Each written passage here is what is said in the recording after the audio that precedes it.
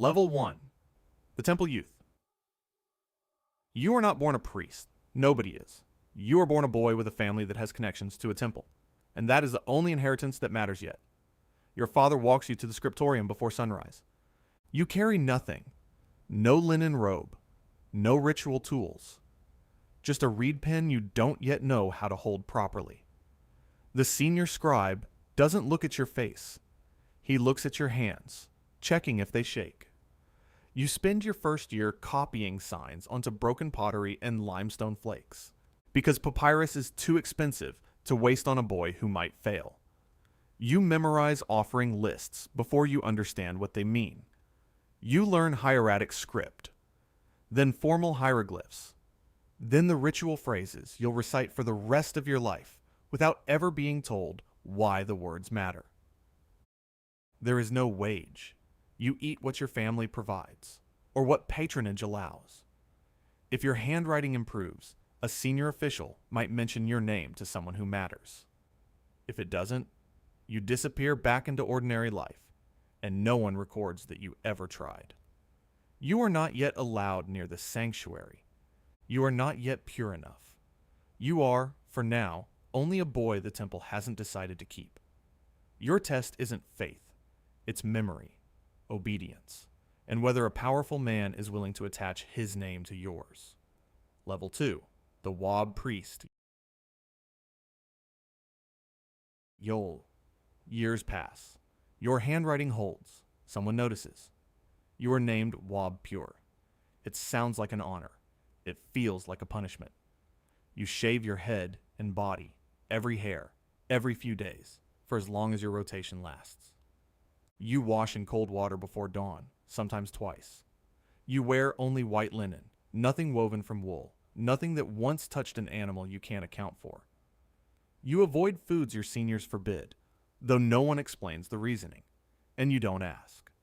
You are organized into a rotating watch, a file serving for a fixed stretch before rotating out to your ordinary life. Your farm, your house, your family. Temple work isn't yet your whole existence. It's a shift you return to, again and again, for the rest of your years. Your duties are small. You carry offering vessels you're not permitted to fill. You pour libations you're not permitted to bless. You clean spaces holier than you're allowed to enter. You watch senior priests disappear behind doors you cannot follow through. Payment isn't coin. It's bread, beer, meat, oil shares of what the gods no longer need, redistributed down to men like you. No one writes down an exact number. You take what you're given and don't count it twice.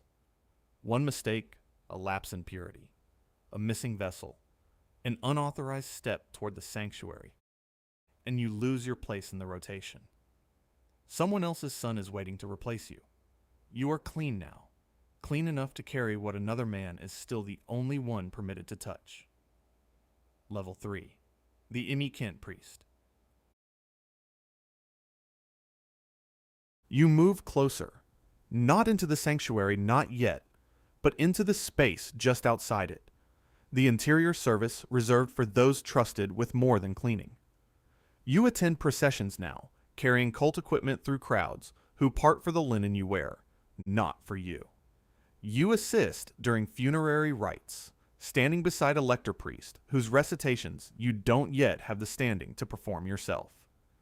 You handle equipment that, if damaged or missing, becomes your responsibility to explain. This rank has no clean, universal definition. Even the temple itself treats it as a specialist attachment, more than a fixed rung on a ladder. You've stopped expecting the priesthood to make sense as a straight climb. It's a web of offices, and you're being pulled deeper into it, one thread at a time. You are still embedded in ordinary life. You still have a household, still farm or trade when your rotation ends. But you notice something shifting. Senior priests speak to you now, not around you. You are no longer outside the ritual. You stand close enough to hear the sacred words. You are not yet trusted to speak them yourself. Level 4. The Lector Priest.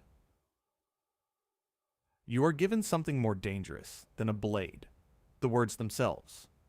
As Lector Priest, you carry the ritual papyrus and read the formulae aloud, the exact phrases that, in Egyptian religious logic, transform a carved statue into a living god, or a dead man into someone capable of breathing again in the next world. You are trained now in sacred texts, formal iconography, hieroglyphic composition. You may work inside the temple's house of life, its scriptorium, alongside physicians, magicians, and scribes, who all draw from the same restricted archive. You perform this role at elite funerals, reciting spells over bodies whose families have paid in offerings, in land, in favor for your exact words, spoken exactly right. A wrong recitation doesn't just embarrass you. In the logic of the temple, it can unmake the ritual entirely. Your household changes. You may now own books, ritual instruments, even servants. Court officials and local aristocracy know your name because they need what you carry, the authorized language between the living, the dead, and the gods. But knowledge this restricted breeds suspicion as easily as respect. Access to sacred formulae can be read as healing or as something closer to dangerous magic, depending entirely on who's asking. You once carried vessels you weren't allowed to fill. Now you speak words that make a corpse a god's equal, and everyone is watching to see if you say them correctly. Level 5. The Sem Priest. You put on the leopard skin. As Sem Priest, you no longer just assist funerary ritual. You embody it. At the opening of the mouth ceremony, you touch consecrated instruments to the mouth and eyes of a coffin, a statue, or a mummified body, enacting the mythic role of a son restoring life to a father, following exact directions spoken aloud by the Lector Priest beside you. You perform this for royal and elite burials, in ceremonies of enormous symbolic weight. Reputation and future patronage ride on your hands moving correctly, in the correct order, at the correct moment. No one can prove the ritual works. No powerful family will risk their eternity finding out what happens if it doesn't. Your tools now include the Pesesh Kef blade, ritual adzes, incense burning throughout. Your income depends on mortuary endowments, the wealth attached to keeping a dead man's name spoken forever. Tomb robbery investigations, when they happen, reach even priests at this level. Equipment goes missing, blame spreads, and elite funerary property demands accounting. Political shifts can end an entire mortuary foundation's income overnight, taking your position with it. You have risen from carrying offerings to awakening the dead. Everyone in the chamber watches your hands. No one dares look away. Level 6, God's Father. You are no longer merely useful. You are close. The title Iti Netcher God's Father doesn't mean what it sounds like. It means proximity, to the cult image, to the king's ceremonies, to the men who actually run the estate of Amun. You supervise lower priests now instead of being supervised. You advise on temple matters instead of executing someone else's instructions. Your income stops being simple offering shares and becomes something closer to a portfolio. You may hold this title alongside others administrative, ritual, even military, because elite Egyptian officials rarely draw wealth from one office alone. Fine linen, staffs of authority, seals that carry your name into transactions you never personally witness. But proximity to power means proximity to its dangers. The closer your office sits to the king and the high priest, the more exposed you are to whatever happens between them. A change in dynasty, a shift in royal favor, a rival family's maneuvering. Any of it can end your position faster than it began. You are no longer merely useful to the temple. You are close enough to the god and to the men who speak for him that access itself has become a form of wealth. It has also become a liability. Level 7, Fourth Prophet of Amun. For the first time, you have a number.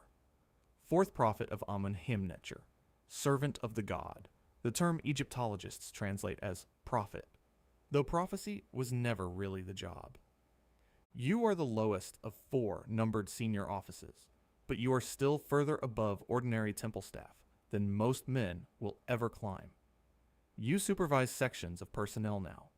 You manage estates and workshops assigned to your office, oversee ritual schedules, represent the temple in dealings that used to happen entirely above your head. During major festivals, you may stand in for a higher prophet when delegated a small taste of an authority that isn't fully yours yet. Your wealth comes from allocated offering income, land attached to your office, royal gifts, sometimes additional civil or military titles layered on top of your priesthood. There is no single salary figure that describes what you're worth. What you're worth depends on what you control, and what you control is now worth fighting over. Audits and accusations over temple grain and property become real risks at this level. So does conflict with the other numbered prophets above you men who see your ambition as clearly as you see theirs. You have entered the numbered ranks. For the first time, everyone knows exactly who stands above you, and whose death, disgrace, or favor could move you upward. Level 8. Third and second prophet of Amun. You once measured your worth in bread and beer. Now you measure it in grain stores, cattle herds, ships, and scribes. As third, then second prophet of Amun, you oversee an institution large enough to function as its own economy. You supervise groups of priests, control workshops and storerooms, manage herds and fields and labor. You help organize the great festivals, the Opet procession, the sacred bark moved down the river before crowds who see your office, not your face. You receive royal decrees directly. You negotiate with governors, military commanders, palace officials, because the Amun estate has grown large enough that no one important can afford to ignore it. This is not personal wealth in the way a farmer understands wealth. The temple's total resources, documented in records like Papyrus Harris, one describe an institution's holdings, not what fills your private storeroom. But institutional control is its own kind of power, and at this level, you wield enormous amounts of it. The risks scale with the responsibility. Embezzlement accusations, rival elite families circling, royal intervention if the crown grows nervous about how much you command. Famine years turn every storeroom decision into a political one. Open them, and you're generous. Keep them closed, and a city remembers it. You once measured purity in water poured over your hands before dawn. Now you measure power in grain, cattle, ships, scribes, and how long the city could survive if your storerooms stayed shut. Level 9. First prophet of Amun, the High Priest. You are the first prophet now. History will call you High Priest of Amun. You lead the largest religious institution in Egypt. You perform or authorize the most restricted rituals in the country. You supervise the cult statue itself, direct the festivals that define the religious calendar, control senior appointments across an estate larger than most kingdoms. You administer land, personnel, and grain on a scale that rivals the palace. Royal commands pass through you to reach the temple floor. Temple interests reach the king through you in return. There is no salary for what you've become. Your resources are the institution's resources income from office, land, royal gifts, private estates, appointments you control. Your household is staffed by scribes, estate officials, soldiers, relatives you've placed in strategic positions across Thebes. Then, late in the reign of Ramesses XI, it happens. The viceroy of Kush, a man named Panahesi, moves against you. The surviving record is damaged, and disputed historians still argue whether this was outright war, a political purge, or something the Egyptian language simply doesn't map cleanly onto our modern categories. What survives are fragments in the tomb robbery papyri, retrospective references to a transgression against the high priest, evidence of a Thebes in disorder, famine, tomb robbery, weakened royal authority, a military man with an army standing where only priests used to stand. Whether you were besieged, imprisoned, or simply removed and later restored, the record won't say for certain.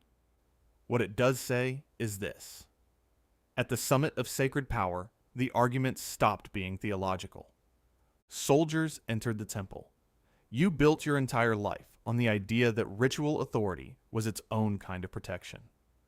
At the very top of the hierarchy, you learn that it isn't not when a man with soldiers decides otherwise. Level 10, Priest King, Fragmentation, and Legacy. You reach the final rank and discover there's nowhere left to rise, so you borrow the costume of a king. Herihor, High Priest of Amun at the end of the New Kingdom, has himself depicted at the Temple of Khonsu at Karnak, wearing royal titulary once reserved for pharaohs alone. Whether he ruled all of Egypt or only commanded Thebes and Upper Egypt while northern kings ruled separately is still debated by the historians who study what's left of him. What isn't debated is the symbolism. The line between priest and king, protected for over 1,000 years, has become dangerously thin. At this height, you command military forces, control the Amun estate outright, conduct diplomacy, authorize monumental inscriptions in your own name. Your personal wealth and the institution's wealth have become impossible to separate. Your household is a power structure now, not a family. But Egypt is fragmenting beneath you. Rival priestly families circle.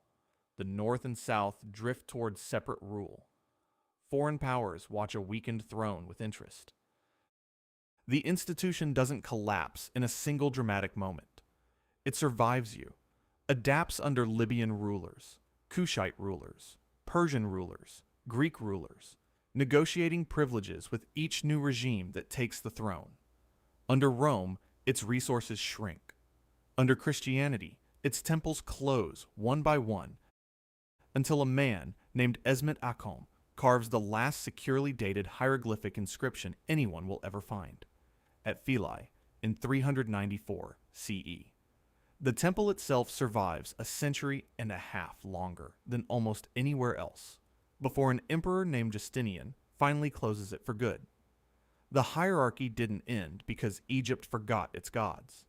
It ended because the institution that trained priests, funded ritual, and passed down sacred writing was dismantled, piece by piece, until there was no one left who could still read the words you once spoke to wake the dead.